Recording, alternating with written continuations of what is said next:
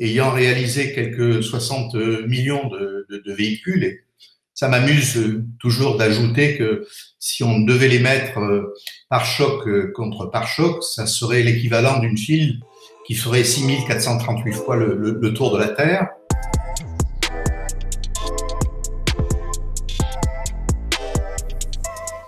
Bonjour à tous, merci d'être avec nous aujourd'hui dans la foulée des rendez-vous confinés, des interviews Mechanicus qu'on a la chance de pouvoir mener en ce moment. Aujourd'hui, on a la chance et l'immense honneur de pouvoir passer un peu de temps avec Patrick Lequément. Beaucoup d'entre vous le connaissent. Pour ceux qui ne le connaissent pas, Patrick est un des piliers de l'histoire du design français. Voilà, Patrick, donc la parole est à toi. Est-ce que tu peux tout simplement commencer par te présenter?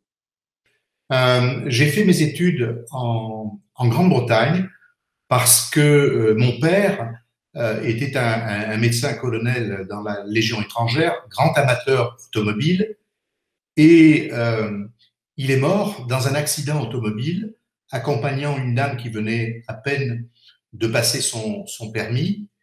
Et ce qui fait que, bien, à l'âge de 11 ans, ma mère, qui était grande bretonne, m'a envoyé en Angleterre pour aller à l'école.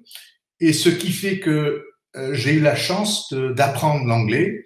Bien sûr, j'étais le froggy pendant très longtemps, le petit Frenchie, mais malgré mon nom un petit peu difficile à prononcer pour les Britanniques, je suis arrivé à parler comme un Anglais. D'ailleurs, au sujet de mon nom, je me rappelle, il y a quelques années, j'avais été élu designer de l'année. J'ai été invité à venir prendre le prix et la personne qui annonçait a dit, eh bien, maintenant, j'aimerais demander à la personne qui a gagné le prix de designer de l'année de monter sur l'estrade.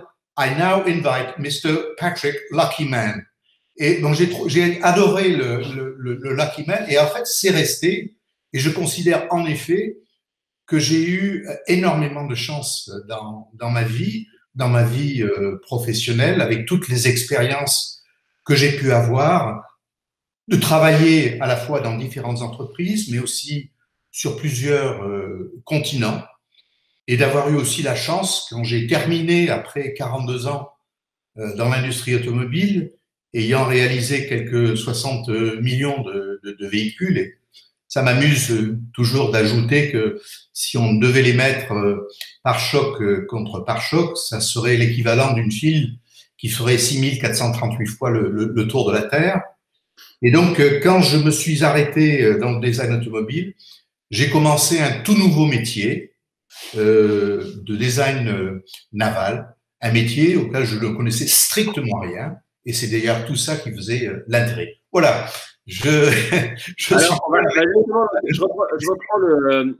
saisis la balle au bon. Je fais une toute petite parenthèse pour que les gens qui nous écoutent et qui nous regardent le sachent. On a été aussi mis en contact parce que Patrick sort un livre qui reprend des dessins et des anecdotes qui ont marqué, jalonné sa vie de designer.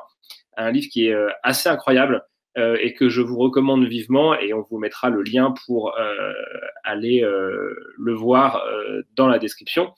Et vous pourrez trouver donc tout un certain nombre d'anecdotes qu'on va évoquer ensemble aujourd'hui dans ce livre. Donc, tu es dans cette école de design en Angleterre, tu en sors, tu es chassé ou tu pars directement chez Ford? Comment ça se passe? En fait, je quitte cette école, j'écris une centaine de lettres. J'ai eu l'opportunité de rencontrer Raymond Loewy, le grand designer. Alors, tu écris une centaine de lettres, tu te débrouilles pour trouver les adresses postales des responsables de design, voiture, focus automobile, tout à fait. De domaines, hein. Bon, plein de différentes entreprises, parce que le nombre de postes dans les centres de design automobile était très limité. Il faut savoir que, alors que quand j'ai quitté Renault Design, il y avait 140 designers et une équipe de 450, je crois. À l'époque, quand j'ai commencé dans mon métier, dans les centres de style, il y avait 8-10 personnes. Donc, c'était très difficile de rentrer dans ce milieu. Donc là, tu t'envoies ces lettres. Déjà, tu as combien de réponses sur 100 lettres? Là, j'en ai eu 3. 3. Bon, Oui. 3 pour déjà pas mal. Et donc, Simcat, il passe 1 an. Moins d'un an, oui. Ça passe moyennement, je suppose. Non, ça se passe raisonnablement, dans le sens que j'ai été embauché parce qu'il y avait une ouverture au design intérieur. Et puis, en fait, comme je dessinais que des extérieurs, ils m'ont mis au design extérieur. Mais en fait, j'avais envie d'aller de faire plus vite, d'aller plus vite, de faire des choses plus intéressantes. J'ai quand même passé plusieurs mois à faire face à la Simca 1100, qui est assez déprimant comme environnement, quoi. Je veux dire, franchement, on me demandait de trouver des endroits pour mettre du chrome. Bon, donc j'ai écrit aux 2 entreprises en dehors de France qui m'intéressaient. C'était Opel, General Motors, et puis donc Ford. Donc mais tous les 2 en Allemagne. Alors il y a une petite anecdote, c'est que je m'appelle Patrick GM Le Quément, GM que j'avais toujours sur mes cartes de visite. GM, c'était Gilles Marie, mais je trouvais ça assez amusant, surtout en étant un des patrons de Ford Design, d'avoir comme initiale GM, quoi. Bon, c'est un cours particulier. Et donc là, vous écrivez à Opel et Ford en Allemagne, qui vous répondent. Alors, Ford répond en premier. Ouais. Et ils me disent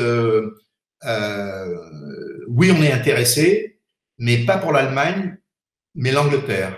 Or, moi, ça faisait très longtemps que j'avais passé tellement d'années en Grande-Bretagne.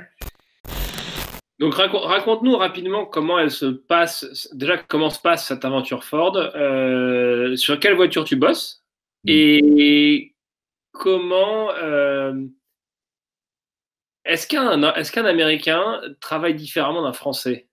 Les Américains, ils avaient des voitures tellement grandes, tellement longues, qu'ils avaient cette obsession du décor et de rajout de décor, des véhicules qui ressemblaient souvent à des gâteaux de mariage, quoi, hein, avec des fioritures, des couleurs rosées, etc.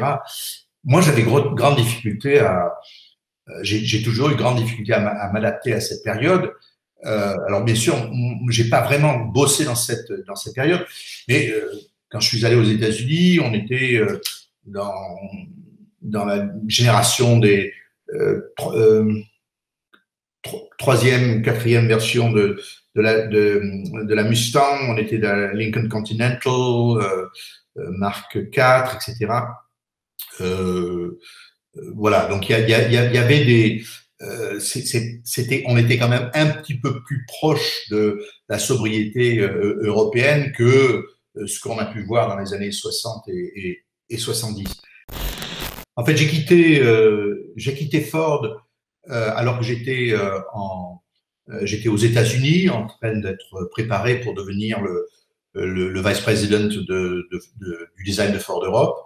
Mais juste quand je suis allé là-bas, j'étais censé y rester 1 an et demi.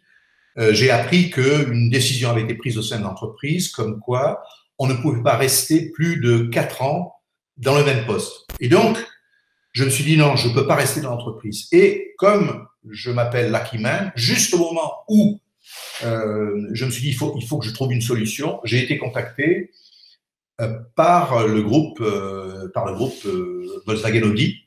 Et j'ai rencontré donc le président de l'époque, qui s'appelait Karl Hahn, et qui m'a sollicité pour venir dans le groupe VAG avec l'idée que je devais m'y intégrer. Il me donnait d'ailleurs un titre qui me mettait au-dessus, en tant que titre, des directeurs de du design des marques de l'époque, puisqu'il y avait Volkswagen, Audi et Seat, que 3 marques. Donc, je donnais un titre ronflant, mais j'avais pas comment dire, j'avais pas il ne dépendait pas de moi hiérarchiquement, mais il m'avait déjà, avec un titre, suggéré qu'il y avait quelque chose qui se passait. Et donc, j'ai été sollicité pour être un petit peu en retrait. J'ai créé un centre de design à Düsseldorf, capitale de la mode en Allemagne, et qui était un groupe de réflexion et qui avait pour mission, qui a eu pour mission d'intervenir dans de nombreux projets, que ce soit sur Seat, Volkswagen, Audi. Combien de temps t'as passé là-bas? 2 ans exactement, 24 mois. 24 mois. Et donc, en fait, c'était assez amusant parce que, du coup, ça va faire le lien avec le saut d'après et qui va être, du coup, l'apogée de ta carrière chez Renault, qui était que les Allemands avaient déjà instillé chez toi l'idée d'un rôle du design transversal et plus décisionnel que juste une exécution. Et le lien est tout à fait juste. Moi, le rôle que j'ai eu dans le groupe Volkswagen, c'était un rôle qui n'existait pas auparavant, qui était la stratégie design. Stratégie design qui est passée à travers à la fois d'écrire, par exemple, une stratégie design pour la marque Seat, il n'y avait strictement rien dans le domaine, mais c'était aussi, par exemple, l'ouverture du design avec la création de centres de design externes. Et donc, tu n'as pas bossé sur une voiture en particulier dans ces 2 années? J'ai travaillé, j'ai travaillé sur plusieurs produits. Un étant la Golf 3, mais bon, qui est pas exactement ce qu'on avait espéré, mais bon, dont j'ai toujours des photos. Mais c'est pas moi, mon rôle, ça a été surtout d'impulser les équipes. Ça a été, même si j'étais en retrait, j'avais pas un reporting des gens, mais c'était aussi d'avoir cette réflexion avec ce recul et la création donc d'un poste qui n'existait pas auparavant. Et c'est certain que ce poste m'a fait me développer en 24 mois, encore plus que dans le passé chez Ford, même si j'ai eu la chance de travailler pour un des très grands designers du XXe siècle, qui était Uwe Bansen. Et c'est avec lui qu'on a fait la Ford Sierra. Et quand je suis arrivé chez Renault, je suis arrivé, il faut le savoir, il faut quand même le comprendre, je suis arrivé dans une entreprise qui était au bord de la faillite et que, en fait, je suis arrivé avec une seule condition. Je n'ai même pas parlé salaire.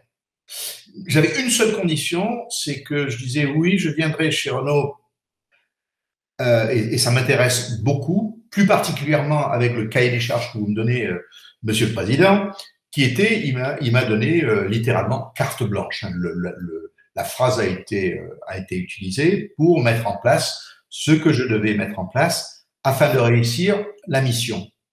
Et ce que j'ai dit, la seule condition que j'imposais, c'était que la direction du style, puisque c'est comme ça qu'elle s'appelait à l'époque, ne dépende pas du bureau d'études, mais dépendent de la direction générale. Alors, juste quand même un mot par rapport à ce rapport qui existait entre le bureau d'études et la direction du style. Il y a eu, il y a de très nombreuses années, un directeur du BE, donc un directeur qui a été directeur de 66 à 1975, qui avait répondu à une question posée par un journaliste au sujet du rôle du style et qui avait dit le rôle du style ou la mission du style, c'est d'habiller le bossu. Et je crois que ça explique beaucoup de choses. Et donc, moi, ma demande, ça a été que le directeur du design fasse partie de la direction technique. Alors, ça veut dire quoi? Direction technique, c'est là où étaient rassemblés le bureau d'études, la direction du produit, les méthodes, bon, et donc le design, puisque nous avons changé de nom pour nous appeler design industriel.